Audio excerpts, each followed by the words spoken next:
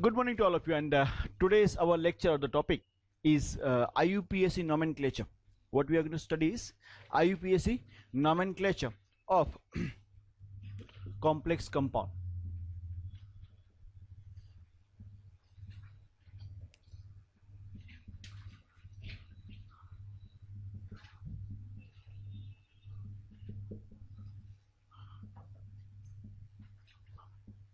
सी आप जरा ध्यान से देखोगे, मैं यहाँ पे 3 एग्जाम्पल ले रहा हूँ. कितने एग्जाम्पल ले रहा हूँ? And let's try to understand them.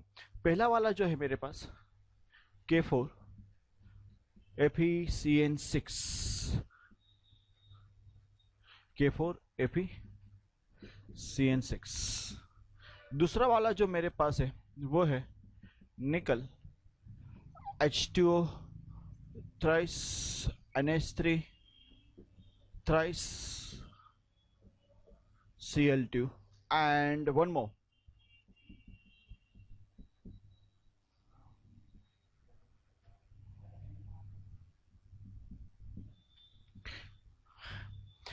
अगर हम जरा ध्यान से देखते हैं इसके अंदर, देखो आप कोई भी देखोगे इसके अंदर यहां पे potassium is cation and then complex anion है.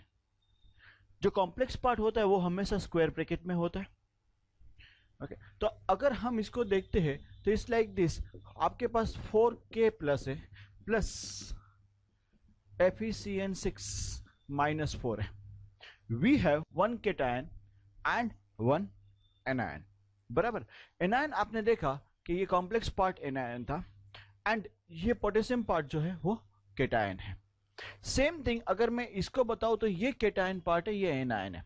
नॉर्मली जो कैटायन होता है वो हमेशा कहां पे आता है? पहले होता है एंड देन एनायन होता है. अगर इसको हम लिखेंगे तो ऐसा है NiH2O, ओ sorry NiH2O thrice NH3 thrice. ये आपका पॉजिटिव 2 आयन है प्लस 2 Cl माइनस है. करेक्ट.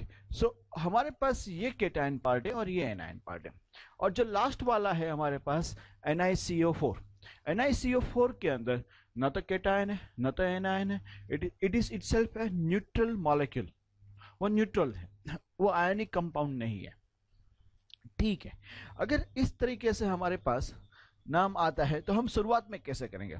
न्यूट्रल है तो कोई प्रॉब्लम नहीं है, आप उसी को नाम देना है कॉम्प्लेक्स को.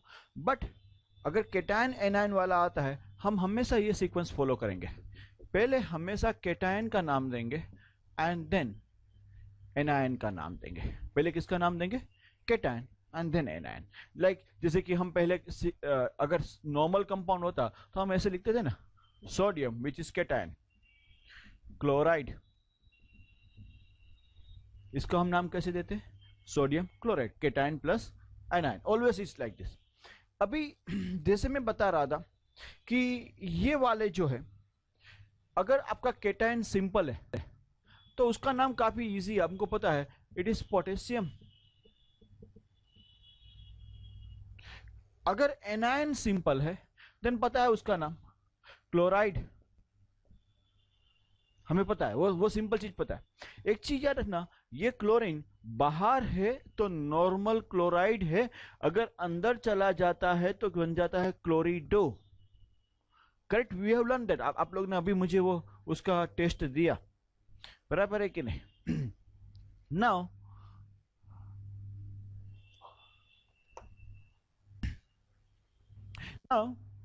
हम हमेशा नाम किस में देंगे? कैटायन प्लस एनायन, ये सीक्वेंस में. अगर नॉर्मल कैटायन या एनायन है कोई प्रॉब्लम नहीं, उसका नाम तो पता है, पोटेशियम है, क्लोराइड है, वी नो दैट, उसमें प्रॉब्लम नहीं है. प्रॉब्लम कहां पे आएगा? Because this is something new for us. अगर कॉम्प्लेक्स आया तो कॉम्प्लेक्स का नाम कैसे देना है? कैटायन या एनायन कॉम्प्लेक्स आया तो उसका नाम कैसे देना है वो सीखना है. तो जब कॉम्प्लेक्स आता है तो उसके लिए आपको क्या करना है? Naming complex. कॉम्प्लेक्स को अगर आपको नाम देना है you will have to follow this sequence. हमेशा हम ये सीक्वेंस में ही लिखेंगे. सबसे पहले कॉम्प्लेक्स के अंदर लिगेंड्स का नाम लिखेंगे. सबसे पहले किसके नाम लिखेंगे? लिगेंड्स. लिगेंड्स खत्म हो उसके बाद मेटल जो भी है उसका नाम लिखेंगे, एंड मेटल खत्म होने के बाद इमीडिएटली हम ब्रैकेट के अंदर ऑक्सीडेशन नंबर लिखेंगे, and oxidation number in Roman में लिखेंगे, रोमन नंबर में, बराबर। तो हमको 3 स्टेप्स करने हैं, लिगेंड्स के नाम, मेटल के नाम, ऑक्सीडेशन नंबर। ओके, अभी लिगेंड्स में क्या होता है कि कई बार एक ही लिगेंड आता है, जैसे कि ये केस में यहां पे साइनाइड एक अकेला लिगेंड है, यहां पे 2 लिगेंड है, कई बार एक से ज्यादा लिगेंड होते हैं। अगर एक ही लिगेंड है तो हम इसी का नाम लिखेंगे, कोई ऑप्शन नहीं है हमारे पास, क्योंकि उस लिगेंड के नाम उसके ही लिखने। बट अगर एक से ज्यादा टाइप के लिगेंड्स है तो पहले किसको लेके, देन पहले लिखने के लिए जो ऑर्डर आता है वो इस तरीके से आता है। अगर एक से ज्यादा है then we are going to follow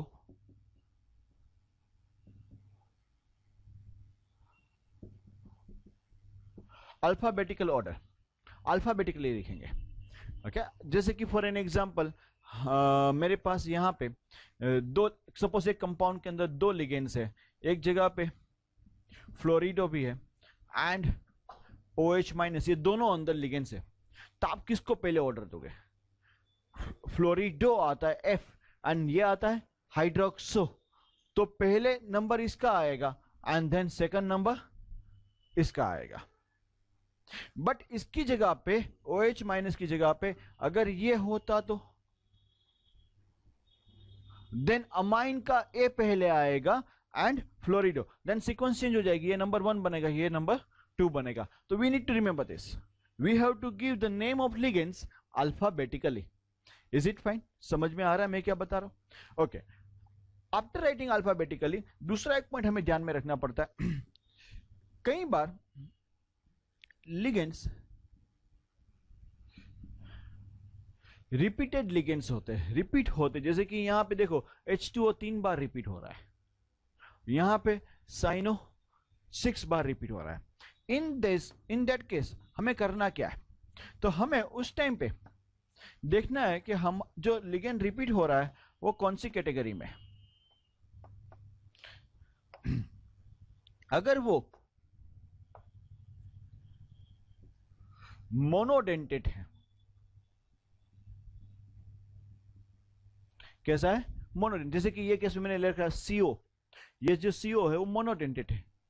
हमने वो टेबल लर्न किया, कौन सा मोनोडेंटेड, कौन सा पॉलीडेंटेड, करेक्ट और नॉट? डाइडेंटेड, ट्राइडेंटेड, पॉलीडेंटेड। अगर मोनोडेंटेड है और 2 बार रिपीट हो रहा है तो वर्ड यूज करेंगे डाई, 3 बार हो रहा है तो वर्ड यूज करेंगे ट्राई, 4 बार हो रहा है टेट्रा, 5 बार के लिए पेंटा, 6 टाइम के लिए, बराबर है, ये इजी है। और अगर पॉलीडेंटेड है तो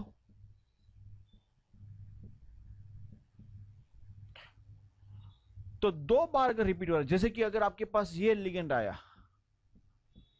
CO3 2 बार रिपीट हो रहा है, ये पॉलीडेंटेड, डाइडेंटेड है, तो उसके लिए 2 के लिए वर्ड यूज करते हैं 20।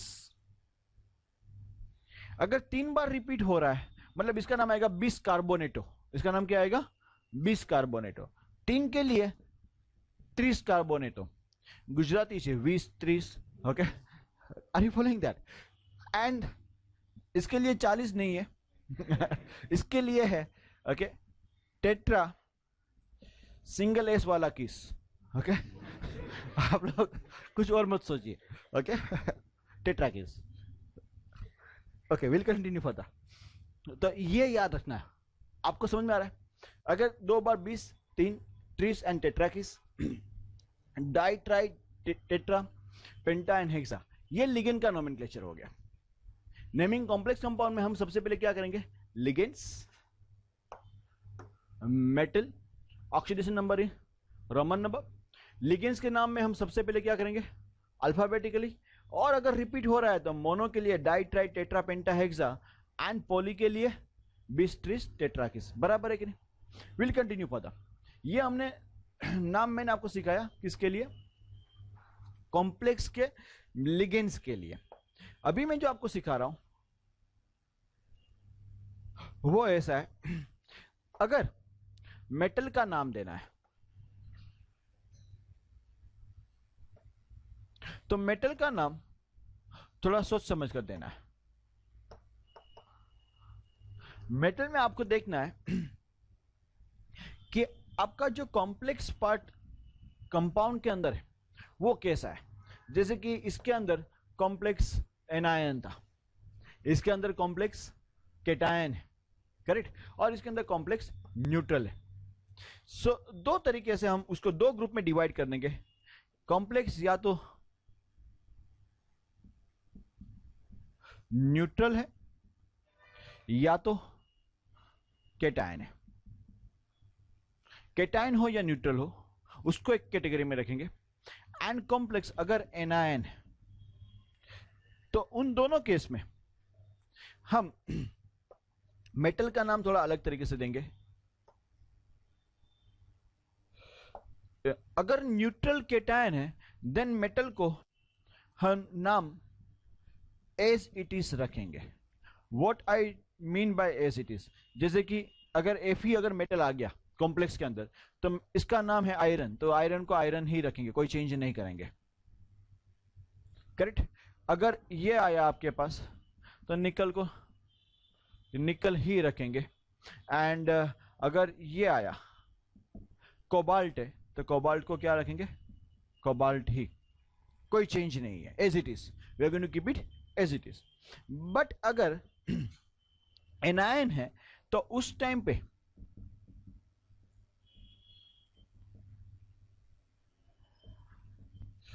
एट सफिक्स ऐड करेंगे।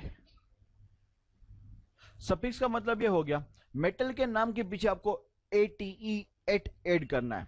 जैसे कि अगर Fe आया तो Fe के लिए हम लिखेंगे ferret.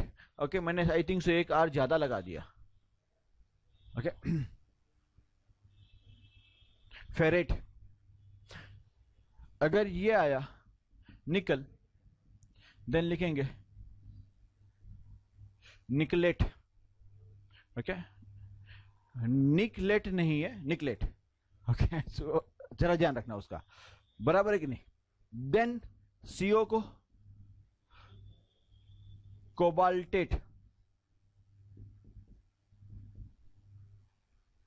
Are you following me?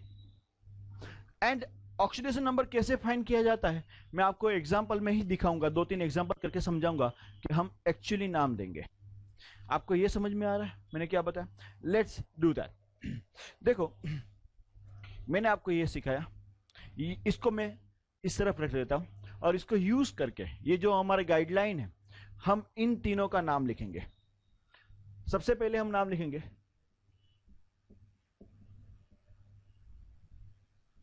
K4Fe CN6, इसका नाम लिखते हैं। याद रखो हमेशा जब इसका नाम लिखते हैं शुरुआत ऑक्सीडेशन नंबर से ही करो।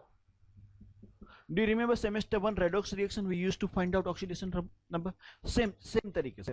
ओके, जैसे कि 4 into K plus Fe plus 6 into cyanide equals to 0। Total कितना ले लिया? 0। क्योंकि ये पूरा कंपाउंड न्यूट्रल है। पूरा कंपाउंड कैसा है? अगर इसकी जगह पे अगर आपको ऐसा दे दिया होता,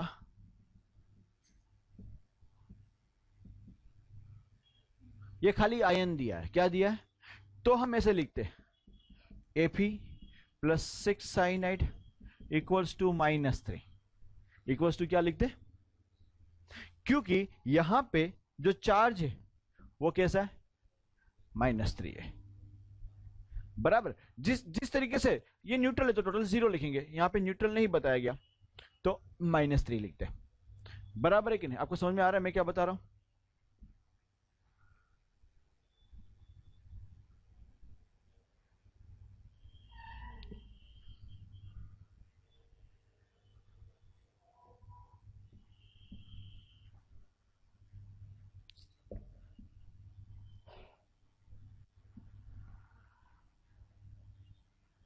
विल कंटिन्यू फॉर द। सबसे पहले यहां पे ऑक्सीडेशन नंबर फाइंड करेंगे। 4 into 1 प्लस Fe का पता नहीं, x ले लेंगे, 6 इंटू -1 इक्वल्स टू 0, तो x इक्वल्स टू आएगा 2। x इक्वल्स टू कितना मिला आपको? 2। After doing that what are you going to do? We are going to start naming it. अभी नेम जब करना है तो यही सीक्वेंस हम फॉलो करेंगे जो ये टॉपिक पे हमने सीखी हुई है। यहां से हमने क्या सीखा? केटायन प्लस एनायन का नाम पहले, करेक्ट? तो केटायन कौन सा है इसके अंदर? Potassium. Potassium normal cation. Anion complex है, एनायन कॉम्प्लेक्स को नाम देना चाहिए। सबसे पहले लिगेंड आता है, लिगेंड 6 बार रिपीट हो रहा है, तो हेक्सासाइनो, करेक्ट और नॉट?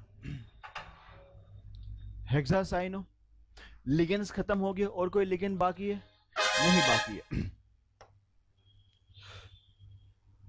अगर लिगेंड खत्म हो गए देन हम मेटल को नाम देंगे हेक्सासाइनो, मेटल। लेकिन मेटल में आपका कॉम्प्लेक्स कैसा है? न्यूट्रल या केटायन या एनायन है? एनायन है, तो आयरन को क्या लिखेंगे? फेरेट। और बिना भूले ब्रैकेट में रोमन नंबर में ऑक्सीडेशन नंबर, बराबर? सिंपल सा सीक्वेंस है। ये चैप्टर काफी सिंपल है। अगर आप जो चीज मैं बता रहा हूं वो कंटिन्यूसली फॉलो करते हो then it becomes very easy for you. ये समझ में आ रहा है पहला वाला? सेकंड हमारे पास था यहां पे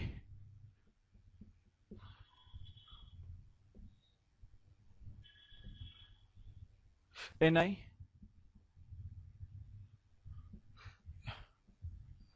H2O thrice, NH3 thrice, Cl2, correct? शुरुआत कहां से करोगे? हमेशा केटायन, बट इस बार केटायन कैसा है? कॉम्प्लेक्स है। इस बार केटायन कैसा है आपके पास? कॉम्प्लेक्स। एंड कॉम्प्लेक्स का नाम चालू करते हो हमेशा किससे चालू करते हो? लिगेंड से। लिगेंड आपके पास, लेकिन इस बार एक से ज्यादा लिगेंड है, तो शुरुआत कैसे आएगा? अल्फाबेटिकली। एंड अल्फाबेटिकली में आप कैसे करोगे? ओके, ये भी एक्वा ए से चालू होता है, अमाइन भी ए से चालू होता है। देन सेकंड लेटर अमाइन का एम, इसका ए क्यू, तो M comes before A Q, so that's why इसका नाम चालू होगा। नाम कैसे आएगा? तो भाई tri amine, tri aqua, tri amine, tri aqua, बराबर है? देन मेटल का नाम, सब लिगेंड कवर हो गया, बाद में मेटल। मेटल में क्या है आपके पास? निकल। सिंपल निकल आएगा क्योंकि केटायन था। केटायन में मेटल का नाम एज इट इज रहता है। रोमन नंबर में ऑक्सीडेशन नंबर, गलती की, पहले ही फाइंड नहीं किया, फाइंड करना चाहिए था। मुझे पता है +2 है, लेकिन फाइंड करना जरूरी है। अगर आप ऐसा करते हो तो कोई बात नहीं, ब्रैकेट छोड़ देने का, वहां पे नीचे कैलकुलेट कर लेंगे। एंड इसका नाम आता है क्लोराइड। ऑक्सीडेशन नंबर का कैलकुलेशन दिखाना जरूरी होता है अगर आपको ये पूछते हैं तो ऑक्सीडेशन का कैलकुलेशन करेंगे हम। ऑक्सीडेशन नंबर, तो nickel plus 3H2O plus 3NH3 plus 2Cl equals to 0। Nickel का X, H2O का 0, इसका 0, 2 into -1 equals to 0। X equals to मिलेगा आपको 2। करेक्ट और नॉट? ये समझ में आ रहा है? Is it difficult? नो ना? Then last one,